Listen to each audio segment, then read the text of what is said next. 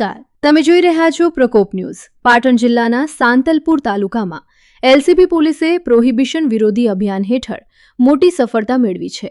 Santalpur police station વિસ્તારના મઢુત્રા ગામ નજીક નર્મદા કેનાલના સાયફન પાસે આવેલી બાવળની ઝાડીઓમાંથી ભારતીય બનાવટના વિદેશી દારૂનો જંગી જથ્થો ઝડપાયો છે।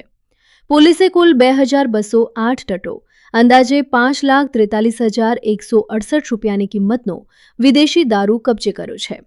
બાતમીના આધારે હાથ ધરાયેલી આ કાર્યવાહીમાં દારૂ સંતાડનાર તરીકે ઈશ્વરભાઈ શંકરભાઈ કોલીનું નામ સામે આવ્યું છે, જો કે આરોપી સ્થળ પરથી ફરાર હોવાનું જાણવા મળ્યું છે।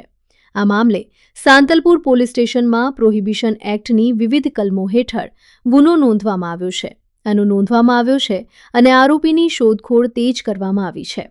આ સમગ્ર કાર્યવાહી પોલીસ મહાનિરીક્ષક પરીક્ષિતા રાઠોડ અને પાટણ જિલ્લા પોલીસ અધિક્ષક વી.કે. નાઈના માર્ગદર્શન હેઠળ એલસીબીપી આઈઆરજી ઉનાગરની દેખરેખમાં પીએસઆઈએસ બી સોલંકી અને એલસીબીની ટીમે સફળતાપૂર્વક પૂર્ણ કરી હતી। રિપોર્ટિંગ બાય જયદીપ માલી, પ્રકોપ ન્યૂઝ, સાંતલપુર।